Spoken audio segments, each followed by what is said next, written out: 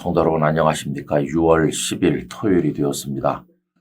벌써 한 주간이 또 지났네요. 주님의 은혜 가운데 잘 지나신 줄로 생각합니다.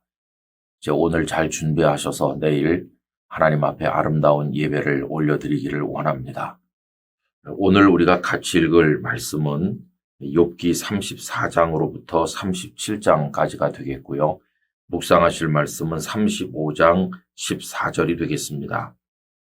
하물며 말하기를 하나님은 배울 수 없고 일의 판단하심은 그 앞에 있으니 나는 그를 기다릴 뿐이라 말하는 그대일까 보냐. 아멘. 욥과 욥의 친구들의 대화가 길게 이어지다가 끝난 이후에 끝자락에 등장한 사람은 엘리후입니다. 이 엘리후에 대해서는 알려진 바가 없습니다. 그저 우리가 아는 것은 그가 욥이나 욥의 친구들에 비해서 연소한 사람이었다는 것과 인생사에 대해서 나름대로 많은 생각을 하는 사람이었다고 하는 것입니다. 그는 욥에 대해서도 욥의 친구들에 대해서도 불만이 많았습니다. 욥의 친구들에 대한 그의 불만은 32장 3절에 나옵니다. 또 세 친구에게 화를 내면 그들이 능히 대답하지 못하면서도 욥을 정죄함이라. 욥의 친구들이 말을 많이 했지만 욥을 설득하지도 못하고 또 욥으로 하여금 죄를 깨닫도록 만들지도 못했다. 이게 엘리후가 가진 불만입니다. 또 엘리후는 욥에 대해서도 불만을 가졌는데 32장 2절에 다음과 같이 나옵니다.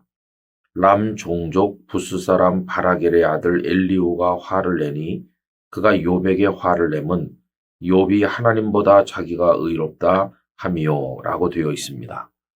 욥은 하나님 앞에서 자신의 죄를 인정하기를 거부하고 끝까지 자신이 의롭다고 주장한다는 겁니다. 어떻게 그렇게 말할 수 있느냐? 이게 이제 엘리후가 가진 불만이었다고 할 수 있습니다.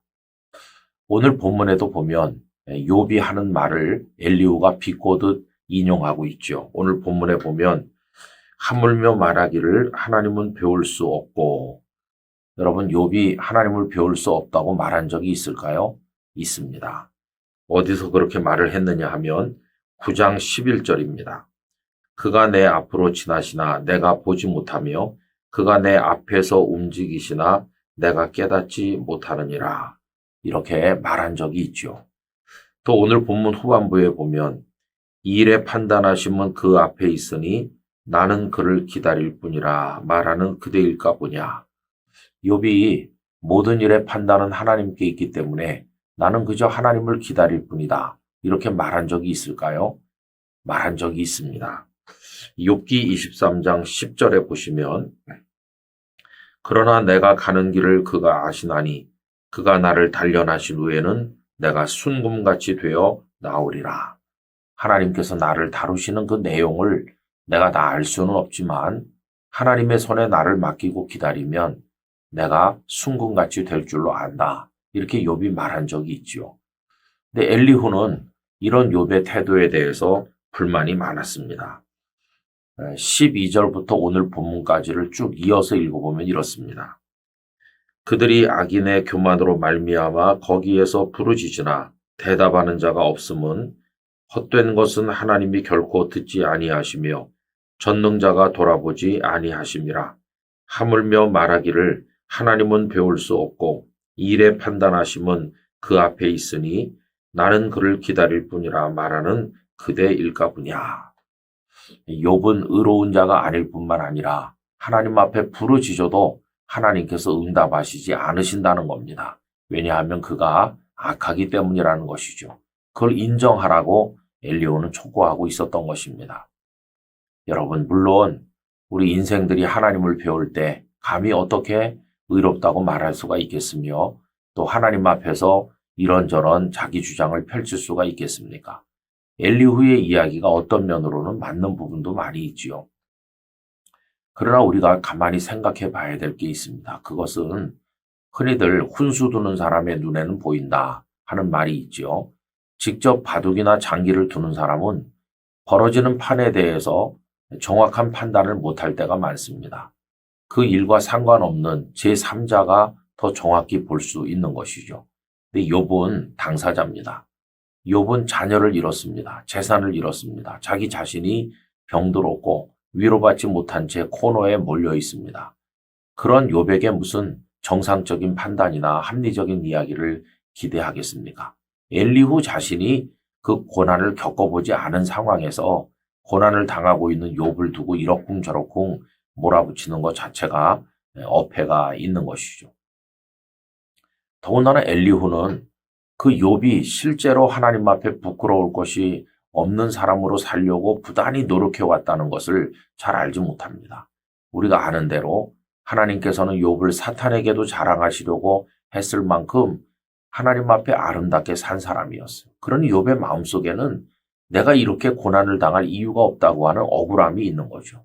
근데 엘리후가 그거를 어떻게 이해하겠습니까? 엘리후는 그저 평면 위에서 욥을 이론적으로 정죄하고 꾸짖을 뿐이지 욥이 당한 고난을 겪어보지도 않았고 바르게 살려고 노력해보지도 않은 사람은 욥에 대해서 말하기가 사실은 어려운 것이죠.